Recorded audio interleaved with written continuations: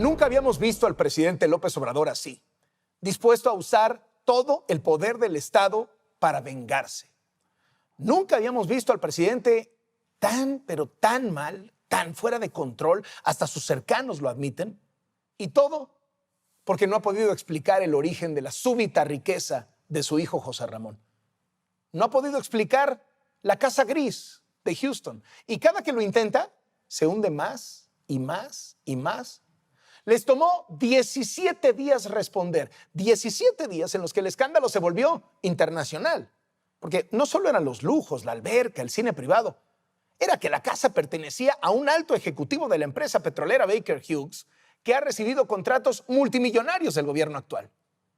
17 días después, José Ramón López Beltrán y su esposa Caroline Adams finalmente dieron una respuesta. Vamos a ello. José Ramón hizo un comunicado de 8 renglones y en cada renglón había un nuevo escándalo. Dijo que en 2018 decidió seguir ejerciendo su profesión de abogado y mudarse a los Estados Unidos, donde fue contratado como asesor legal. Pero resulta que para ejercer legalmente en Estados Unidos necesitaba haber cursado casi toda la carrera allá o tener una maestría y pasar el examen de acreditación ante la Barra de Abogados de Texas. Por cierto, su nombre no aparece en los registros de la Barra de Abogados de Texas. Dijo que entró a trabajar como asesor legal de una empresa y que consiguió una visa de trabajo tipo TN. Los especialistas en migración señalan que podría estar violando esa visa si ejerce como abogado sin tener las acreditaciones.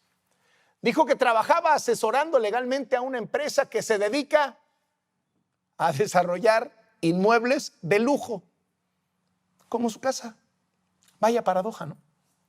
Y dijo que la empresa que lo emplea se llama K-Partners y entonces ahí estalló todo. Porque K-Partners es propiedad de los hijos de Daniel Chávez Morán, dueño del grupo hotelero y de cruceros Vidanta, un empresario cercanísimo a López Obrador. No había pasado una hora de que salió el comunicado de José Ramón y ya había sido despedazado en las redes sociales.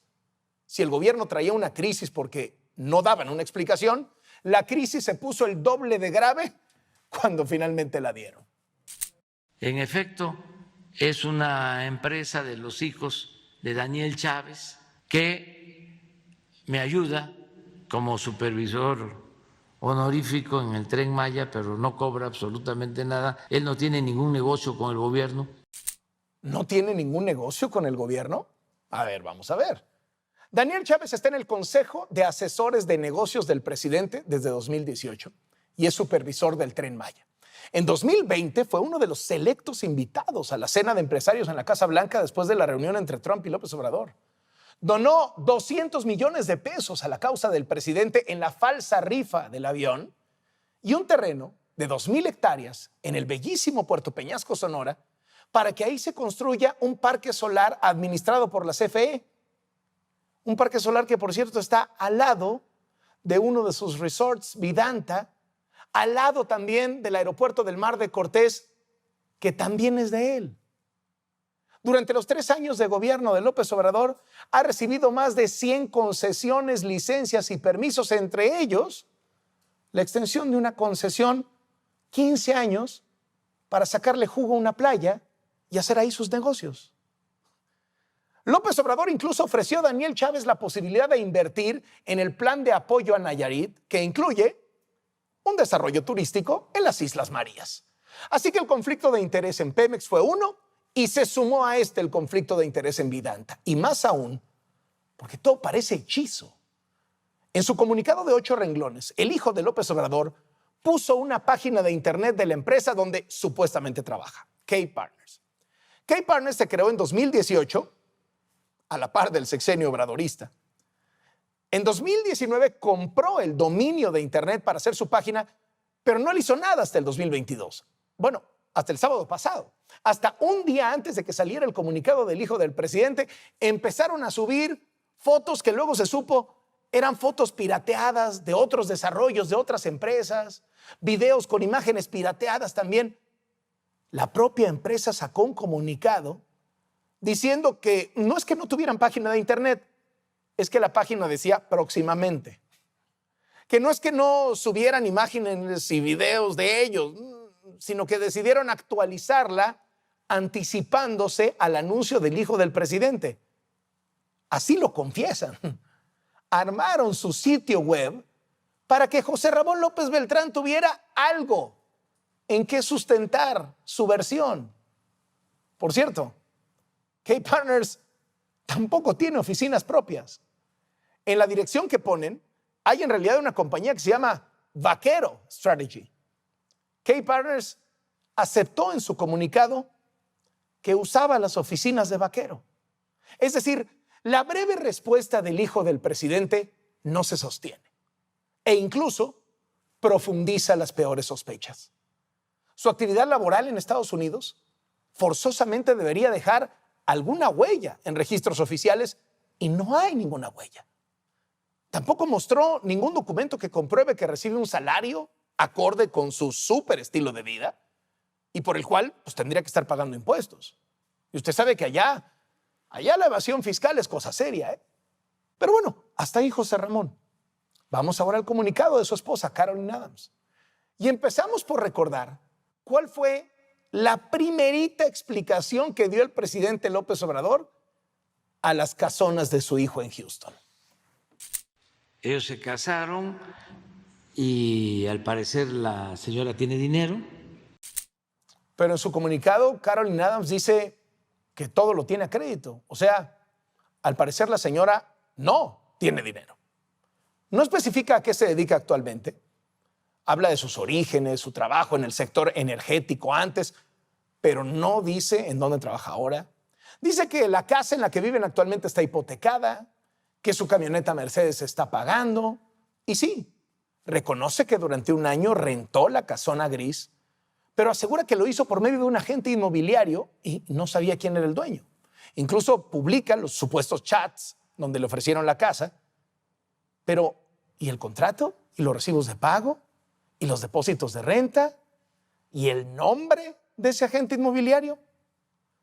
¿Cómo le rentas a alguien una propiedad sin saber al menos cómo se llama? Porque basta con buscar el nombre de Keith Schilling en internet para que aparezca que es un alto ejecutivo de Baker Hughes, una empresa petrolera que Carolyn Adams debe conocer a la perfección, pues dice que trabaja en el sector energético. ¿En serio, a pesar de sus años de experiencia en empresas petroleras, no iba a saber que Baker Hughes tenía relación con Pemex? O peor aún, el dueño de la casa, ¿en serio no sabía que sus inquilinos eran el hijo y la nuera del presidente de México? ¿No lo puso ni tantito en Google? Así que llegaron las dos explicaciones, pero llegaron tarde y llegaron mal.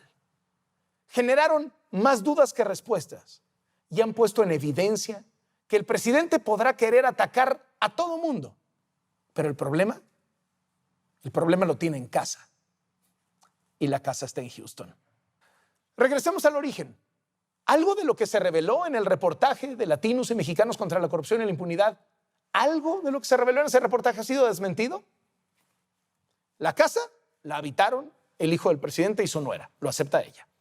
La casa tiene una alberca de 23 metros, un cine privado, candelabro en la sala de doble altura, lo acepta ella. La camioneta Mercedes-Benz es la que usan, lo acepta ella. Se cambiaron luego a otra casona, lo acepta ella también. La primera casa era de un alto ejecutivo de Baker Hughes, lo acepta ella, lo acepta el ejecutivo, lo acepta Baker Hughes. Baker Hughes tiene contratos de cientos de millones de dólares con el gobierno de López Obrador. Lo acepta Baker Hughes, lo acepta Pemex. Bueno, hay algo que Pemex no acepta. No eran 150 millones de dólares, eran 343 millones de dólares. De hecho, de que empezó el sexenio a la fecha, Pemex le ha triplicado los pagos a Baker Hughes. Ha sido un sexenio de oro para Baker Hughes. Sí, un sexenio de oro para la empresa petrolera en la casa de cuyo alto ejecutivo vivió el hijo del presidente de México. Empezó el sexenio con casi 3,000 millones de dólares en pagos, 2018, y llegó a casi 9,000 millones el año pasado. Pagos de Pemex. Y en medio de este lapso, José Ramón López Beltrán gozaba de la casona gris.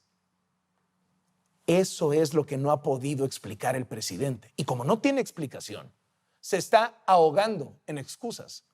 Se ha exhibido dispuesto a usar todo el aparato del Estado para desviar la atención, para vengarse. Y aquí me detengo un segundo. Lo de la casa es lo central y no vamos a dejar de hablar de ello y no vamos a dejar de exigir que rinda cuentas. Pero la reacción del presidente merece atención aparte. El país se cae a pedazos.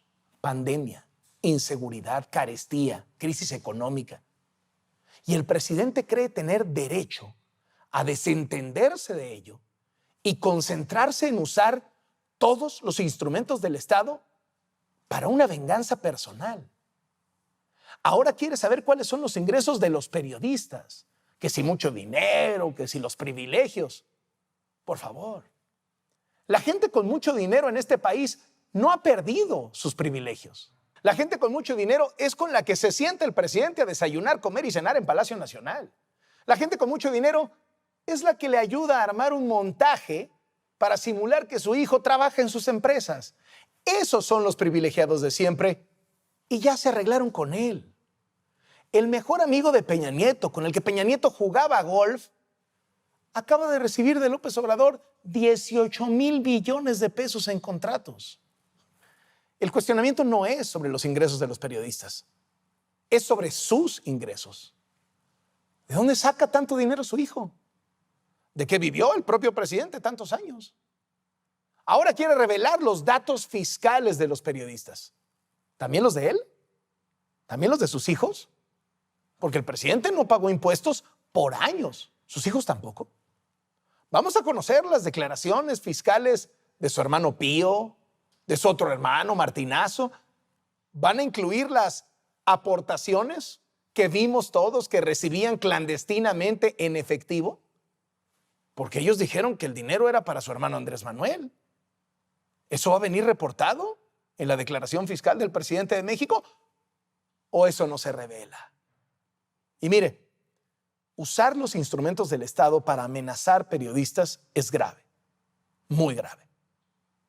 Pero es mucho más grave que el presidente se tape los ojos ante la realidad. 5 periodistas muertos en poco más de un mes. Un nuevo récord. 30 en total en su sexenio. ¿Y qué hace el presidente frente a esto? Normalizar la violencia contra los periodistas. Atacar sistemáticamente con mentiras la libertad de expresión. Y de eso todo mundo se está dando cuenta. Esta semana, reporteros de muchos medios de comunicación se han manifestado en la Cámara de Senadores, en la de Diputados, en la mañanera. Libertad de expresión. Eso es lo que está en riesgo y eso es lo que se defiende. ¿Y cuál es la reacción del presidente? El día que tenía que responder por la muerte del 5º colega en un mes, decidió amedrentar a un periodista, criminalizar mis ingresos, hablar de cuánto gano yo, porque no puede explicar cuánto gana su hijo para vivir como vive. El presidente, sin medida ni contención, dice que hacer periodismo es golpe de Estado, traición a la patria. ¿En serio? ¿Publicar un reportaje es un golpe de Estado? ¿Es traición a la patria? ¿Y sabe cuál es la justificación para decir esto? Que López Obrador, así lo pusieron textualmente los senadores de Morena, que López Obrador encarna a la nación, a la patria y al pueblo. López Obrador encarna a la nación, a la patria y al pueblo. ¿Qué es esto? ¿Una dictadura? ¿De qué tamaño es el ego del presidente? ¿Y qué tan debilitado está? Que necesita que salgan a su rescate figuras políticamente chiquititas, como sus gobernadores, o sus senadores, o René Bejarano, el de las ligas y los billetes. Estamos frente a un debilitamiento acelerado de la figura presidencial. Peor aún, estamos ante un debilitamiento acelerado de la democracia. Estamos frente a un presidente que ha decidido normalizar la mentira. Sabe que lo que dice es falso y lo sigue diciendo diario. Esto va más allá de un periodista. Esto no se trata de mí. Esto significa que el hombre más poderoso de este país puede usar todo el aparato del Estado, todo su poder para investigar, para vengarse, para aplastar a un ciudadano. Y lo que empieza con uno, se puede seguir con todos. El presidente está fuera de sí. Y está fuera de sí porque no tiene argumentos ante la Casa Gris en Houston, porque no tiene explicación.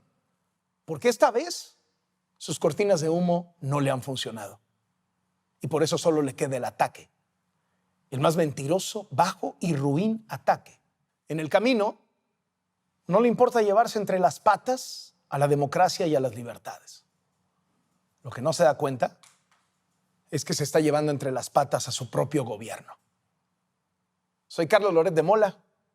Esto es Latinos.